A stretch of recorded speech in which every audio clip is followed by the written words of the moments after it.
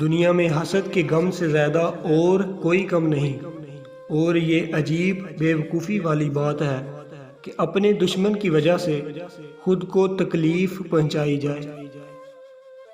جب حسد پیدا ہو جائے تو زبان اور ہاتھوں کو اس پر عمل کرنے سے محفوظ رکھ۔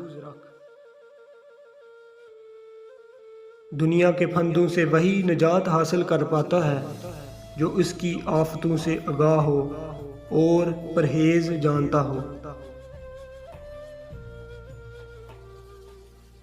اگر کوئی شخص تمہارا عیب بیان کرے تو تم اس کے بدلے میں اس کا عیب بیان نہ کرو، یہی طریق احتساب ہے۔